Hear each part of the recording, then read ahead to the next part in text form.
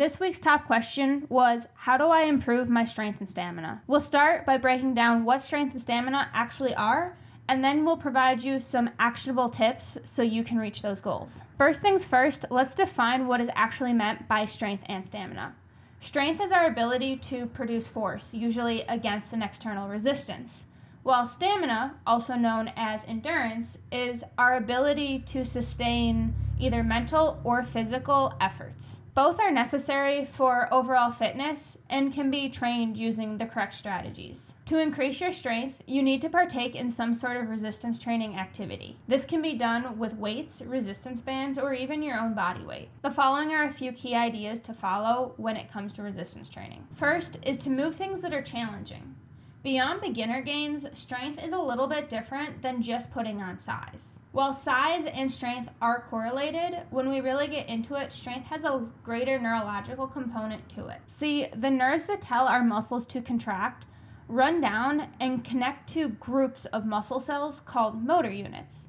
When we pick up light weights, we only need to recruit a few of these motor units to contract the whole muscle. The heavier the weight we pick up, the more motor units we need to recruit. When we routinely pick up heavy items for a few reps at a time, we are training that nervous system to become more efficient at recruiting a greater number of motor units at a faster rate. Now, most people are going to think of the big three, squat, bench, deadlift, as the go-tos for training strength, as they're typically the easiest to load heavy. However, a lot of people can actually seek strength gains from bodyweight exercises such as a pull-up if they're adequately challenging. Additionally, with strongman competitions becoming more popular over the last few years, we're seeing an increase in the availability of non-traditional lifting objects such as atlas stones, river rocks, kegs, barrels, and sandbags, which are all great options for trying to pick up heavy things and gain strength. What we're really aiming for is to reach a point near failure within a few reps. As we shift toward those higher rep ranges, we tend to shift the adaptations away from those neurological ones more to the hypertrophic and the muscle gain ones. The second tip to increase strength is to use progressive overload. This means gradually increasing the weight you're using, the sets, the reps, or the frequency in which you partake in strength training activities. As an example, let's say we're using back squat as our main strength movement. We've determined this individual can safely complete a few sets of 3 at 100 pounds. So the first week of their plan, we're going to do 3 sets of 3 at 100 pounds. Now, as long as this week was a success, the next week, they may try to complete 3 sets of 4 at that same weight. Week 3, they may do 3 sets of 5. Now, at week 4, they really want to try doing 105 pounds.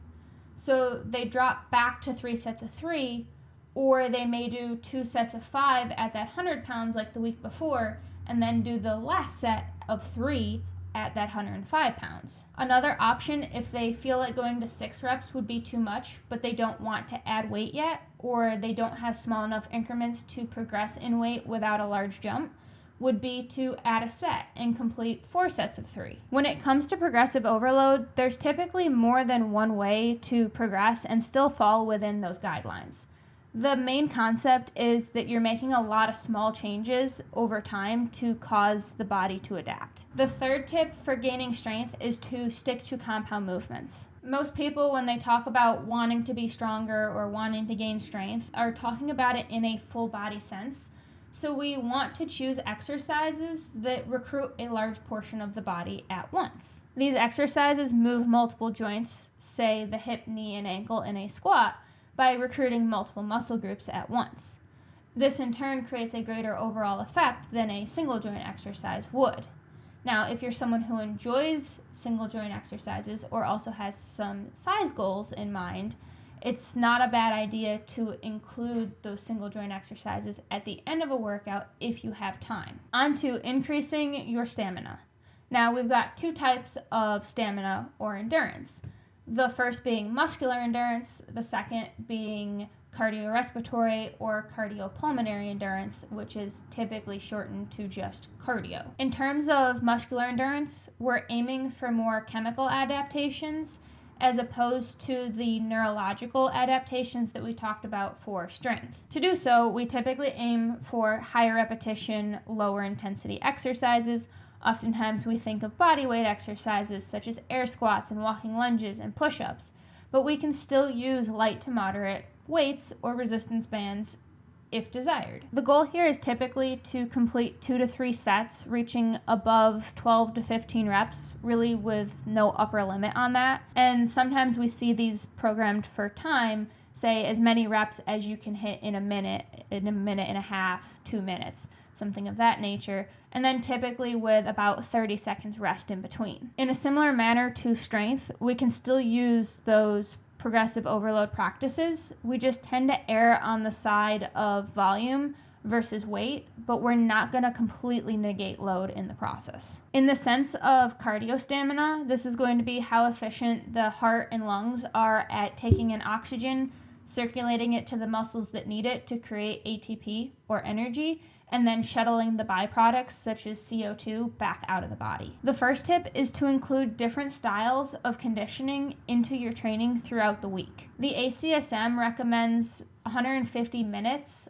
of light to moderate intensity activity or 75 minutes of high intensity activity, or some combination of these during the week. Most people, when they think of cardio, think of steady state or the aerobic training, the hop on a bike, go for a jog, a walk, the rower, something like that for 20 minutes to an hour, which then leads to a lot of times the cardio is boring mindset. While some steady state is good for anybody, especially if your goals are very endurance related, a lot of people forget about the benefits of anaerobic conditioning. Anaerobic endurance is that zone of uncomfortable training. Technically, in an anaerobic state, we don't need oxygen to produce energy, but we can only sustain that for a couple minutes.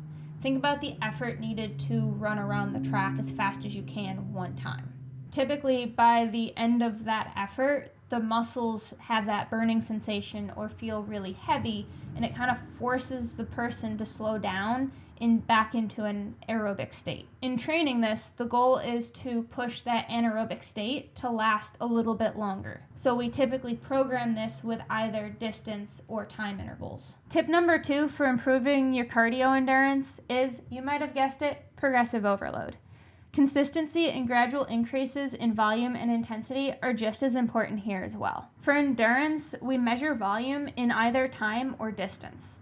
We kind of want to stick to a rule of thumb of no more than a 10% increase in volume from week to week. And for volume, this includes both your high and your low intensity intervals. As for intensity, it's either your speed or, if you decide to ruck, is going to be the weight in your pack. These are all considerations that need to be taken into account when we're progressing over time. For more on how to program conditioning, click here. Thanks for watching and subscribing to the Iron Darling. Have a great day. Bye.